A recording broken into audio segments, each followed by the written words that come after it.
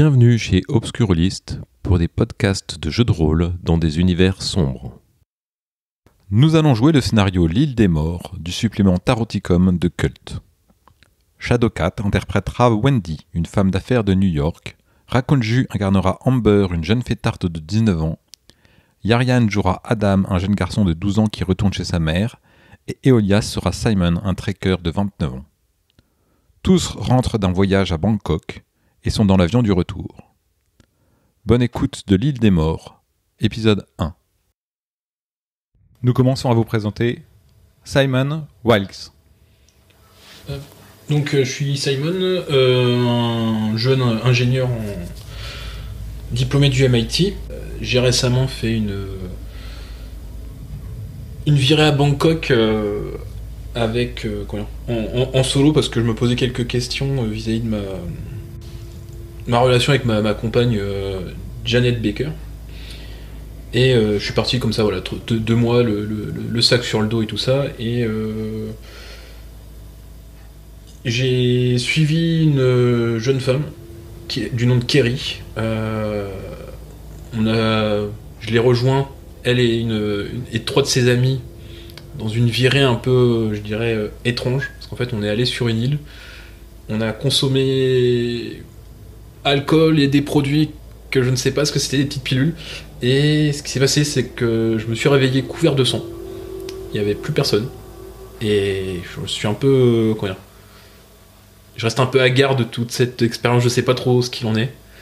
Et là, actuellement, je rentre de Bangkok, la tête en vrac, parce que j'ai eu cette expérience-là. J'ai trompé ma fiancée avec la fameuse Kerry. Donc voilà, ma vie est dans un état plus que pitoyable, quoi. Ouais, voilà, ok, très bien. Donc, t'es un jeune ingénieur, 27 ans. Avant de t'engager dans une vie un peu plus posée avec Janet, tu t'es dit j'ai un peu profité pendant ces vacances et ça a peut-être dépassé les limites, tu sais pas trop pourquoi et tu sais même plus trop ce qu'il en est, ce que t'as fait voilà. sous drogue. Tes souvenirs sont assez confus, effectivement. C'est ça. Ok, eh bien merci beaucoup. À présent, nous présentons Wendy Lydon. Oui, donc je suis Wendy Lydon, j'ai presque 50 ans. Je suis une femme d'affaires, directrice commerciale de la compagnie pharmaceutique Yangzin. Donc j'étais à Bangkok dans le cadre de mon travail. Je suis une femme élégante qui cherche à contrôler son image. Je porte un costume, un tailleur pantalon beige, une chemise blanche et je suis très bien coiffée, très bien maquillée. Mon apparence est très importante pour moi et dans le cadre de mon travail. T'as des lunettes de soleil ou pas ? Je pense, ouais. J'ai un peu peur d'être jet-laguée, Bangkok, New York. Ok, très bien. Et t'es mère de famille, t'as deux jeunes ados à la maison avec ton mari ? Oui, je rentre à New York et je vais retrouver ma famille, mes 2 filles Lisa et Ashley, et mon mari Aaron, qui est chirurgien à New York. Et voilà, ça c'est la façade, on pourrait dire. D'ailleurs, je m'astreins toujours à avoir un joli sourire, à ce que tout soit sous contrôle, mais uniquement à l'extérieur en fait. Parce qu'à l'intérieur, je me dispute régulièrement avec Aaron. Je suis quasiment certaine que mes filles me méprisent et je hais mon travail. Donc, voilà. J'ai un sourire de façade, je cache tout ça et j'enfouis tout ça au fond de moi. En fait, tu vis une vie qu'on a voulu que tu vives, mais pas celle que tu aurais aimée. Ouais, on pourrait peut-être dire que c'est la réussite à l'américaine. Une belle maison, des enfants, un job qui rapporte, un peu de pouvoir, du fric. Mais ça me plaît pas, en fait. Si tu pouvais, tu bazarerais tout. Ouais, je crois que je détruirais tout. D'ailleurs, à Bangkok, Ouais, bah voilà, on est à l'étranger, on est quelqu'un d'autre, quasiment personne nous connaît. Voilà, un soir, il y a une prostituée thaïlandaise qui m'a... Un peu jeune. Elle semblait avoir presque l'âge de tes filles. Ouais, une ado. Et elle m'a approchée et j'ai demandé à ce qu'on soit dans un lieu très calme, quasiment désert. Elle a trouvé ce lieu. Et là, je sais pas ce qui m'a pris. Je me suis lâchée et je l'ai poignardée sauvagement. Avec un stylet que j'avais acheté comme ça. Je sais pas si je savais ce que j'allais en faire quand je l'ai acheté, mais ça paraissait un achat compulsif. Mais ouais, c'est tout à fait ça, quoi. C'est-à-dire que c'est mes pulsions là qui sont ressorties.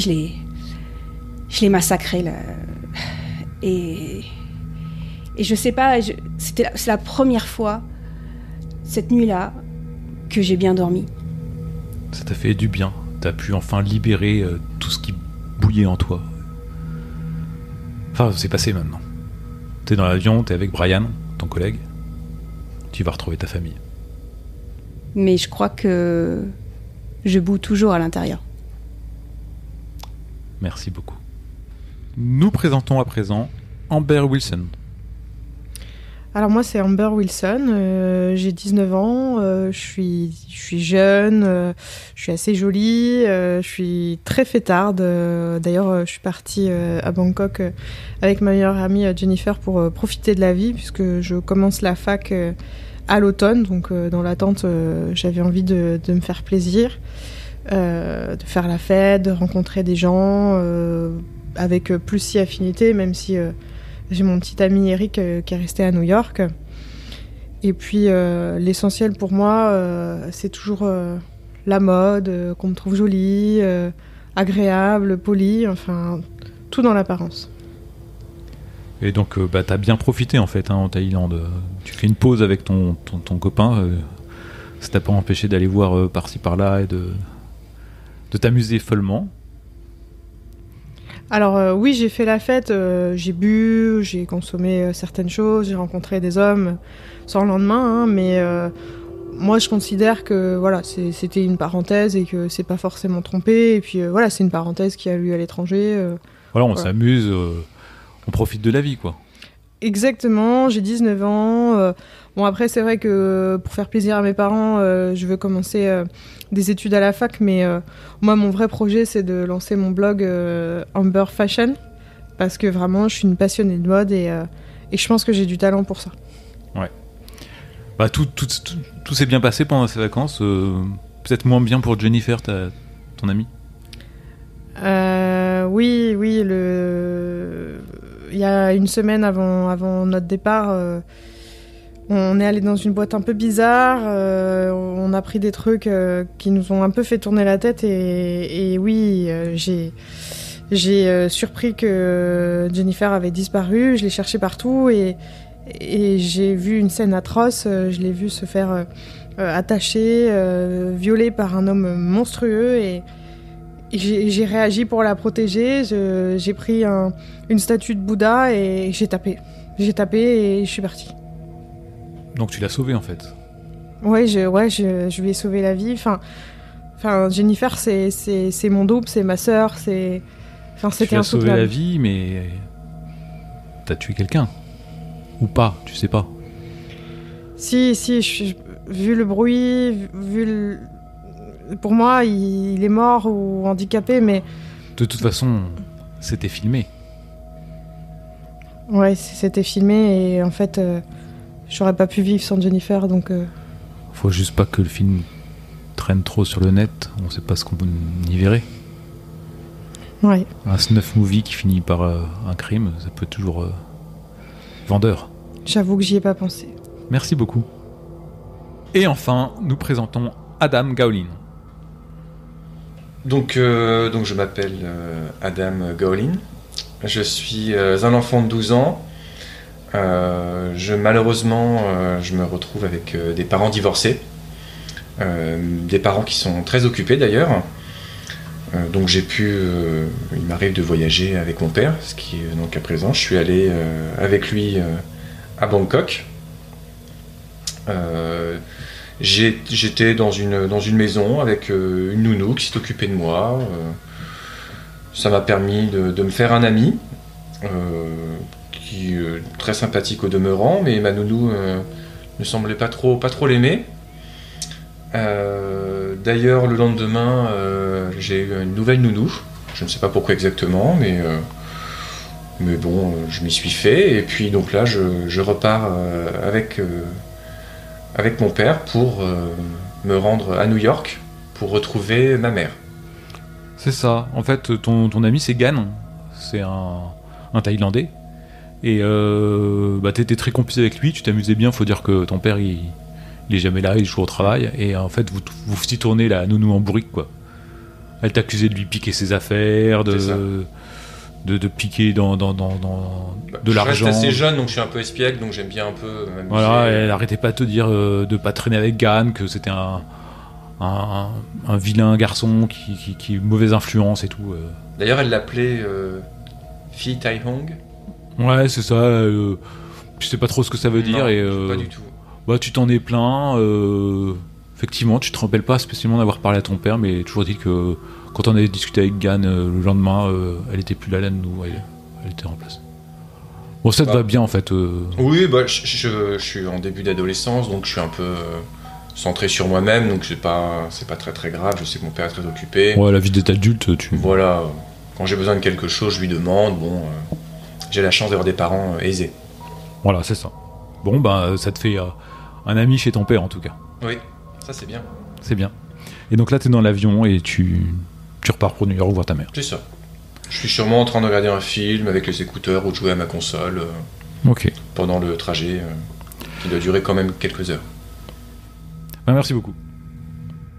On est le 12 juin 2013. Il est 23h. Vous êtes dans le vol DYI 3001, parti de Thaïlande il y a un peu plus d'une heure en direction des États-Unis. Amber, tu es avec Jennifer en seconde classe. Quelques rangs devant vous se trouve Simon, à côté d'une jolie jeune femme. Adam, tu te trouves dans la classe affaires de l'appareil, observé avec bienveillance par une hôtesse de l'air. Et Wendy est assise sur l'autre aile, pas très loin d'Adam, avec son collègue Brian.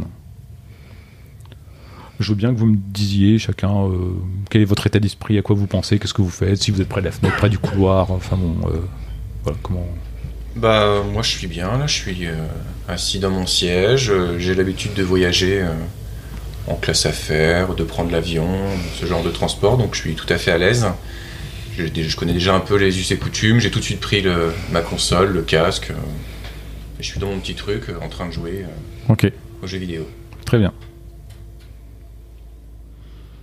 Moi, Amber, je suis un peu en gueule de bois. Jennifer dort sur mon épaule et je suis côté hublot et j'essaye de regarder un petit peu les nuages. J'ai qu'une hâte, c'est d'arriver à New York. Tu la sens des fois, elle tressaille un peu dans son sommeil. Ouais, puis moi, je peux pas dormir, donc je me concentre sur les nuages. Ok. Moi, Wendy, j'ai demandé aussi un siège exprès du côté du hublot.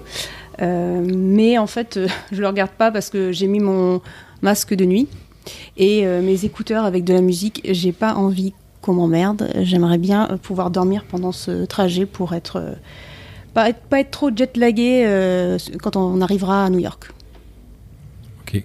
Simon ? Moi, je suis en train de regarder un énième nanar dans le catalogue de l'avion.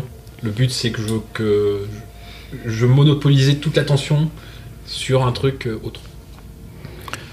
Ok. Donc, Wendy a son masque de nuit, Simon fixé sur le petit écran qui diffuse les films, Adam les yeux rivés sur sa console et Amber avec... tu regardes, juste un œil sur Jennifer qui tressaute et à ce moment-là tu vois un éclat métallique et lumineux à travers le hublot. Et d'un seul coup, l'aile de l'avion se déchire. L'avion commence à tanguer fortement. Il y a des cris qui s'élèvent partout autour de vous, les hôtesses essayent de rassurer tout le monde, elles sont projetées au sol. L'appareil plonge à grande vitesse. Des valises tombent des caissons supérieurs, des gens hurlent de terreur, persuadés qu'ils vont mourir. L'avion plonge alors vers la surface noire des eaux de l'océan Indien.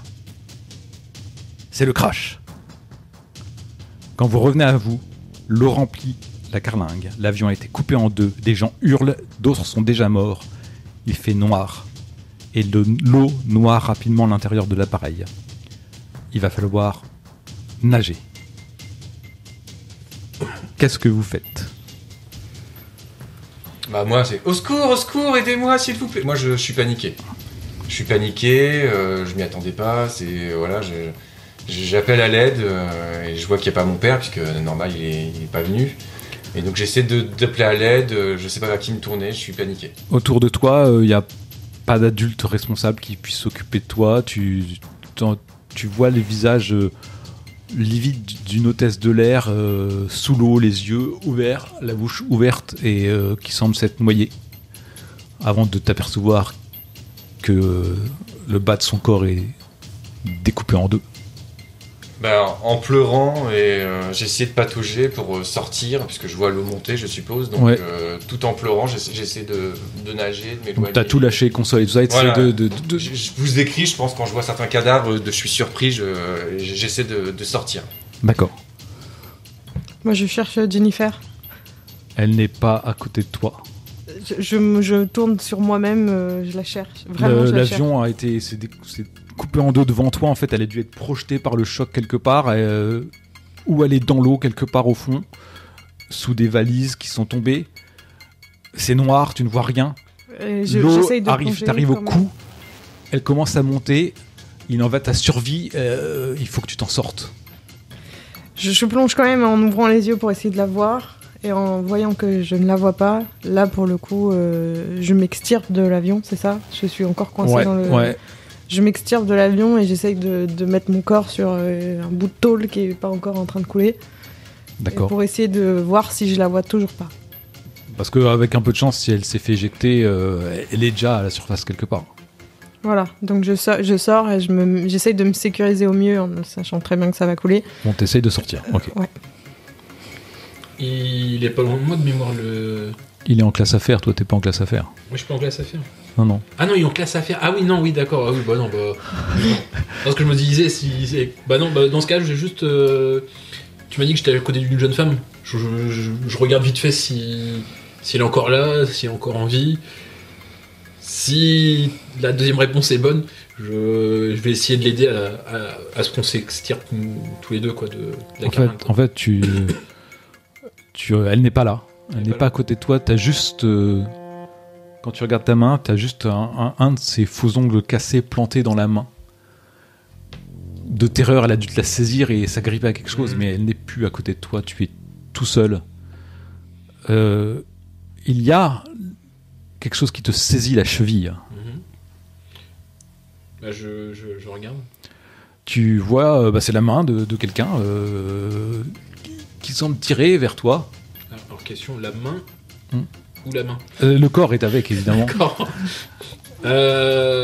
J'essaie de tirer sur la personne. Sauvez-moi, sauvez ma femme. Et c'est un vieil homme qui a une soixantaine d'années, qui a du mal, qui est en train de se noyer. Et, j'essaie de l'extirper. Un couple de retraités qui était pas loin de toi. J'essaie de l'extirper, de l'aider, quoi. D'accord. Qu'on s'en sorte ensemble, quoi. Ok, il se retourne pour regarder si sa femme est quelque part. Il y a une valise qui tombe derrière lui dans l'eau. Plouf. Et d'un seul coup, l'avion commence à se pencher fortement et à s'enfoncer dans l'eau. C'est maintenant qu'il faut sortir. Je le tire tant bien que mal, quoi. D'accord, tu le tires, t'essayes d'avancer, mais en fait, il te semble te ralentir en même temps, t'es partagé. T'essayes de le pousser une dernière fois pour qu'il nage un peu vers la surface et que tu commences à nager parce que vous êtes sous l'eau maintenant. Wendy.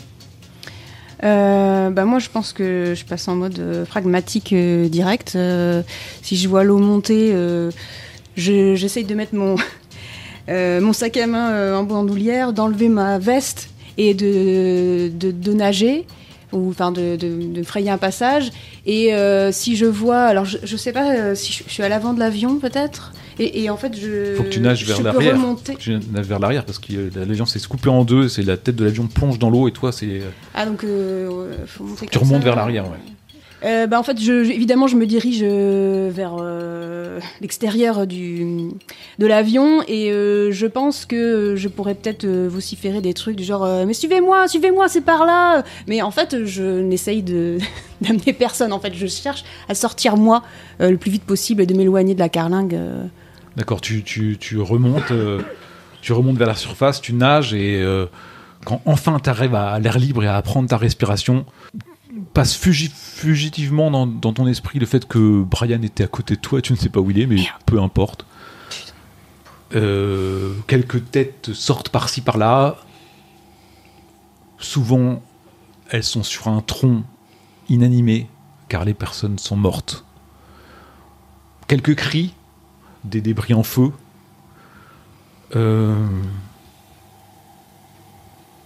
Chacun d'entre vous aperçoit ces corps, ces morceaux de tôle enflammés parfois, qui flottent autour de vous.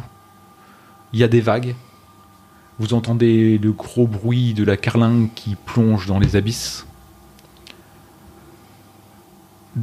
Vous êtes heurté par des corps flottants autour de vous. Adam, en premier, et peu de temps après, Wendy, vous apercevez un canot de sauvetage qu'on peut gonfler en tirant sur une poignée. En continuant un peu paniqué, tu sais, en quelques cris, des trucs comme ça, je nage même difficilement, puisque je pense qu'avec la panique, je nage pas très bien, et j'essaie de m'accrocher à ce truc-là où je vois c'est écrit sûrement en anglais, peut-être tirer là, ou quelque chose comme ça. C'est ça. J'essaie de...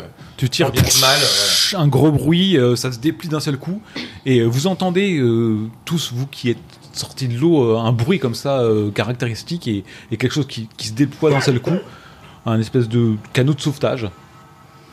Et instinctivement vous vous dirigez vers ce canot puisque c'est votre seule issue. Et toi, Wendy, tu heurtes en nageant une espèce de grosse valise rouge qui flotte sur l'eau, marquée emergency. Donc c'est sans doute une valise de survie. Tant bien que mal, je la prends comme ça en fait. Enfin, je la tiens par la hanse, ma main droite, enfin je sais pas, j'essaye de l'amener avec moi en nageant maladroitement, mais mon objectif principal là c'est le canot et de prendre ce truc là parce que je sais que ça va nous servir, donc okay. Je me dirige rapidement vers le canot. Adam, je suppose que tu sautes dans le canot. Moi je monte dedans et je reste dedans prostré, le temps de me remettre de mes émotions. Tu entends des gens qui hurlent autour de toi. Je me bouche les oreilles. D'accord. Simon, Amber. Est-ce que nous, on voit ce canot où on est trop loin ou... Toi, tu vois le canot qui est à 7 mètres de toi. Alors moi, il fait nuit. Hein. Je jette un dernier coup d'œil pour être sûr de ne pas voir Jennifer et j'essaye de nager vers le canot. Tu tournes un peu la tête et tu vois une femme brune, quarantaine d'années, qui te regarde et qui hurle, mais en fait, tu vois que la moitié de son visage, l'autre moitié est complètement brûlée. Ah ben je plonge pour aller vers Simon, le bateau. Moi, je tracte toujours mon petit retraité, quoi. Si... Alors, il est pas loin, tu l'entends, mais tu l'as perdu, en fait. Tu le tiens plus parce que t'as dû nager, tu sais qu'il est derrière toi, qu'il doit te suivre, sans doute. Ok. Je vais au bateau. Je vais essayer de me reposer juste le temps de reprendre le souffle, et après, je vais essayer de récupérer des pauvres âmes si on peut. Alors il y a pas mal de vagues, ça tangue pas mal, donc une fois arrivé au bateau, instinctivement vous montez dedans parce que vous savez même pas ce qui traîne. Donc Simon, tu te hisses dedans avec ta tenue de touriste trekker, tu vois un petit enfant qui a les mains sur ses oreilles, qui se ferme les yeux, qui veut pas voir tout ça. Tu aperçois alors une jeune femme vraiment jolie. Qui se hisse de l'eau et avec une espèce de débardeur qui moule complètement son corps sublime. Et ce serait pas désespoir, ce serait digne d'une publicité vantant n'importe quel produit de beauté.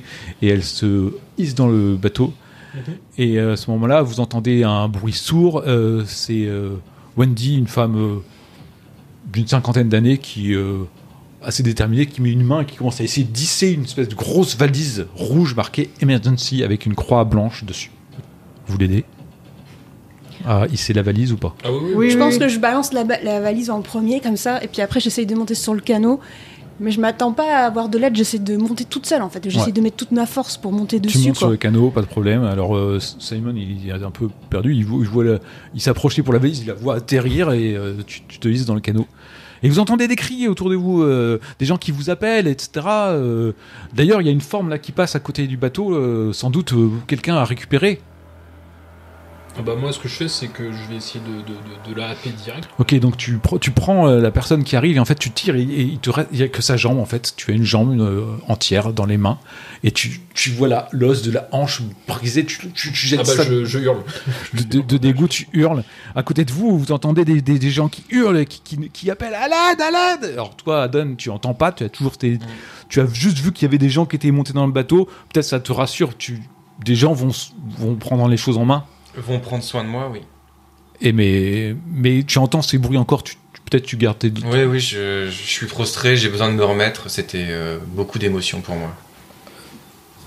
Moi, ce que je fais, c'est comme mon téléphone, il est waterproof, je le sors de ma poche, j'allume la lampe, et tu sais, j'essaye de faire... comment on appelle ça De balayer. Un phare. De balayer l'eau à proximité, et en même temps, j'essaie je hèle les gens, quoi. D'accord. Par ici, quoi. Humber, Wendy. Moi, je crie Jennifer. Je hurle Jennifer. Alors, tu te mets sur le bord du bateau et tu hurles Jennifer comme ça, en regardant l'eau. Wendy. Moi, j'essaie de réfléchir à combien de personnes au maximum il peut y avoir dans ce canot. Parce qu'il est hors de question qu'on soit trop nombreux et qu'on coule. Donc, Avec vous quatre autres. D'accord. Je laisse les autres faire s'ils veulent chercher à sauver des gens. Moi, mon objectif, ça m'a. Je trouvais ça intéressant que Simon il balaye l'eau avec son portable parce que moi, mon objectif, c'est d'essayer de trouver quelque chose qui peut ressembler à une rame. Parce que je voudrais qu'on s'éloigne le plus de la carlingue. Je sais pas si ça va exploser, je sais pas si tu vois. Alors tu vois que sur le bateau, il y a en fait, c'était le bateau qui était plié. En fait, il ressemblait à une espèce de grosse valise, si tu veux. Et en fait, il y a une pagaie, mais escamotable, quoi, qu'on peut déplier. D'accord. Je fais ça. Ok. Et toi, alors que tu balayes l'eau et avec Humber qui crie Jennifer, vous apercevez que il y a 50, 100, peut-être 200 corps qui flottent. Certains lèvent les bras, certains sont défigurés, certains sont encore en vie, hein, mais le courant vous éloigne d'eux. Et tu entends « Aidez-moi !» C'est le vieil homme, là, tu le vois nager désespérément vers vous. Il est à 5-6 mètres derrière le bateau qui commence à dériver, peu à peu. Je me jette à l'eau. Tu te jettes à l'eau ? Je veux le récupérer. Ce pauvre homme, je lui ai promis de le sauver, je veux... Ok, tu te jettes à l'eau, tu l'attrapes comme ça, et... il pèse, hein, c'est sa petite bedaine quand même, et tu tires vers le bateau qui... je gueule aux deux femmes que j'ai vues. Aidez-moi, putain, aidez-moi. Je fais, mais qu'est-ce que vous foutez ? Pourquoi vous êtes repartis à l'eau là ? Mais c'est vachement dangereux, mais dépêchez-vous, démerdez-vous. Puis peut-être qu'éventuellement je peux tendre la pagaie pour qu'il l'accroche, tu vois, mais je reste dans le canot, quoi, je veux pas retourner. Non, moi je plonge pour l'aider, tout en continuant de crier Jennifer, parce que je me sens pas de partir sans elle. Tu replonges ? Je replonge pour lui donner un coup de main. Donc à vous deux, vous tirez ce vieil homme jusqu'au bateau, en fait, et il faut l'aider à monter aussi. Toi, visiblement, ils ont pas pris ta pagaie. Ouais. Pendant qu'il monte l'homme, je continue à pagayer. Elle commence à pagayer, tranquillement. Et vous vous éloignez peu à peu de cette zone de terreur, en fait. Et Jennifer n'est pas là.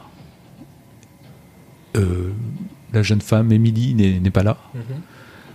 Brian n'est pas là. Et l'hôtesse, tu ne l'as pas vue. Vous avancez peu à peu. Une fois le vieil homme traumatisé qui cherche sa femme désespérément, un peu comme vous, et il y a cette valise, ce jeune enfant qui a les oreilles toujours bouchées. cette femme qui semble avoir pris les choses en main et qui pagaille. Vers où, elle ne sait pas. Tu suis le courant, en fait, tu suis les vagues. Elles doivent bien aller quelque part, les vagues. Et au loin, vous entendez les moteurs d'un navire. Mais au loin. Vous voyez des lumières.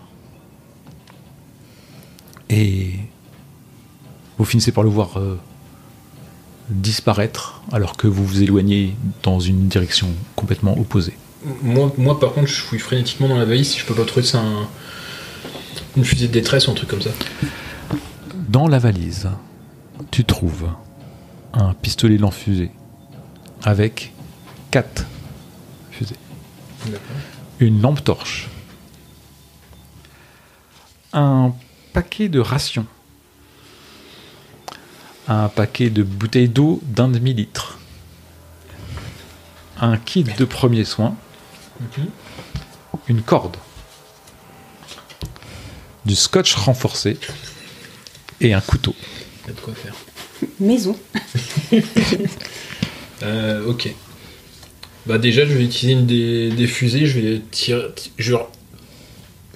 Premier réflexe que j'aurai, c'est en fait, je vais essayer de tirer un peu en oblique, mais vers le bateau. Je me dis peut-être que ça fera quelque chose, on sait jamais quoi. Ok, je veux bien que tu coches que tu as utilisé une fusée.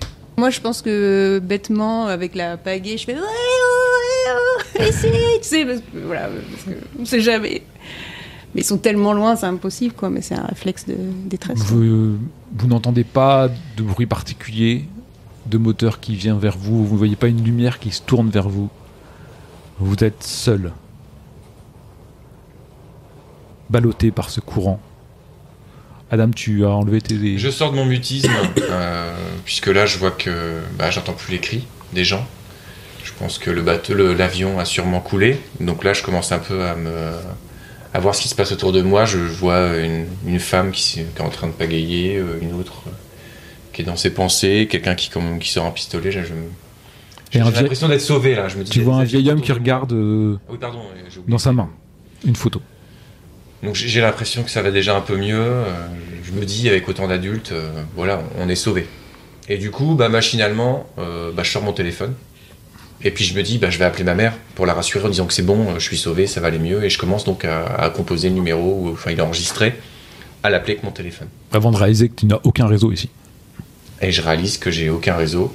Du coup, je suis très déçu, mais je me dis, on va tomber sur une terre ferme, ça va aller. Voilà, il y a la civilisation pas loin, on peut pas être perdu. C'est pas possible. Amber ? Moi, je suis complètement sidérée par ce qui se passe. C'est la pire semaine de ma vie. Et je suis complètement abattue de ne pas avoir retrouvé Jennifer. Enfin, je suis en train de réaliser que c'est la plus grosse erreur de ma vie d'être partie à Bangkok. Et là, c'est trop pour moi. J'arrive pas à réagir. Je vois qu'effectivement, d'autres ont des réflexes instinct de survie. Moi, je suis assise dans un coin, prostrée, comme pouvait l'être le petit garçon que je voyais à côté de moi. Incapable de bouger pour l'instant. Simon, une réaction particulière ? Non, ce que je vais faire, c'est que je vais essayer de mettre à côté de mon rescapé là. Silencieusement, je m'installe à côté de lui, je mets juste une main sur l'épaule et je comprends que là il est en deuil, le pauvre homme. Donc vous laissez Wendy seule pagayer. Oui, alors moi en fait, je me suis un peu arrêtée. En fait, j'ai soulevé une pagaie quand j'ai vu que Simon il avait ouvert la valise que j'ai récupérée. Et je pense que j'ai des gros yeux qui s'ouvrent quand je vois tout ce qu'il y a dedans. Et s'il est en train de réconforter le vieil homme qui l'a sauvé, je pense que je pose la pagaie un instant pour piquer la lampe torche. Alors je vois le couteau, mais je prends la lampe torche. D'accord. Vous finissez par, au bout de plusieurs heures, apercevoir les reliefs montagneux et une jungle qui se dessine sous les lueurs du matin. Vous approchez en effet les côtes découpées d'une grande île. Les vents et les courants vous poussent vers cette île. Votre canot se dirige lentement. Vous êtes exténué. Vous avez froid parce que vous avez passé la nuit mouillé dans un rafio avec le vent. À ce moment-là, vous entendez des raclements, sans doute du corail, sur le fond de votre bateau. Qu'est-ce que vous faites ? Bah, si ça fait déjà plusieurs heures, moi j'ai besoin de me rassurer un petit peu, j'ai envie de manger et de boire déjà. Donc tu vas prendre une ration, c'est ça ? Je sais pas de quoi sont composées les rations, si elles sont mangeables à froid aussi. C'est mangeable à froid. Bah, j'ai faim et soif, et donc sans rien demander, machinalement, je prends... Je te stoppe avant de manger. J'ai faim, monsieur. Ouais, mais d'abord, faut qu'on aille à la terre ferme, petit. D'accord. L'embarcation, elle va couler dans pas longtemps, je pense. Ah bon ?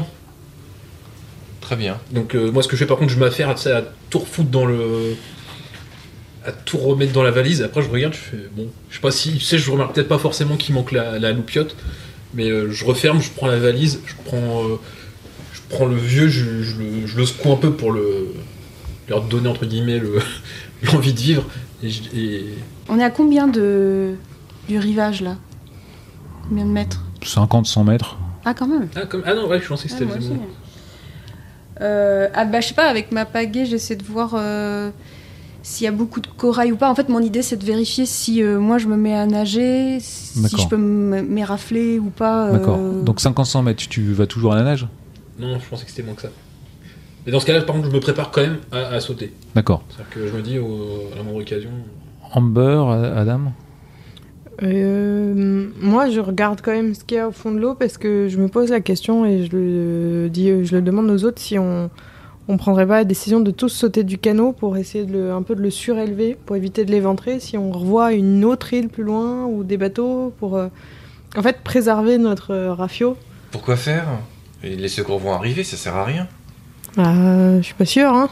Non, en plus, au pire, moi j'ai déjà vu assez de séries, de films comme ça, on pourra refaire un navire, faut juste couper 3-4 cocotiers et c'est bon. Non, mais on est dans la vraie vie là en fait. Les coraux sont affleurants en fait, c'est sur des hauts fonds. T'as une première barrière qui protège en fait la plage et donc en fait ils sont à la surface de l'eau, quoi. Ils effleurent la surface de l'eau. Ils sont en train de déchirer peu à peu la... Donc on peut pas nager, nous. On va se rafler si on nage. Bah tu peux marcher sur les coraux si tu veux.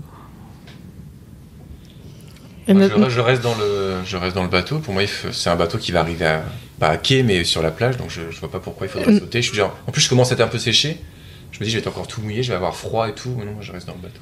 Et notre bateau, là, il est déjà abîmé. Bah, pour l'instant, non. Moi, je maintiens l'idée qu'on devrait le préserver. Tu sors du bateau ? Moi, je sors du bateau et je suggère qu'on essaye au moins de le surélever au moment où on passe les barrières. Okay. Simon, Wendy ? Ah bah là, moi, vu comme il y a la jolie donzelle qui le fait, tu vois, direct, tu sais, je gonfle le peu de muscles que j'ai, tu vois, parce que j'imagine, je me vois pas non plus comme une montagne de muscles, tu vois, mais tu sais, je fais genre un peu, je vais rouler des mécaniques et je vais faire pareil. Wendy ? Bah en fait, j'attends de voir quelques secondes si Amber, elle se fait mal ou pas en nageant. Le vieux, il vous regarde l'air interrogatif, il sait pas s'il doit y aller. Quelqu'un lui suggère de descendre ou pas ? Bah moi, vraiment, j'insiste en disant si on va avoir une chance de sortir d'ici, il faut absolument préserver le bateau et que tout le monde devrait descendre. D'accord. Donc il entreprend de descendre du bateau aussi et d'avancer comme vous. Vous sautez. Le vieux, tu remarques qu'il a des chaussures Mephisto, c'est bien costaud. Il descend. Toi, tu sautes, Simon, et en fait, tu te érafles un peu la cheville. En fait, c'est superficiel, mais ça picote un peu quand même avec le sel, etc. Toi, Amber, tu sautes et ta cheville se tord et en fait, ta chaussure tu te déchausses en fait. Et je suis en loup-boutin aussi. La plante de pied s'enfonce dans un des corails en fait. Vraiment, t'as un morceau de corail qui se plante dans ta plante de pied, qui te déchire. Tu sais pas s'il casse à l'intérieur ou pas, mais en fait, tu vas cocher une blessure sérieuse. Et tu ne peux retenir un cri parce que tu as mal. Et ainsi se termine L'île des morts, épisode 1.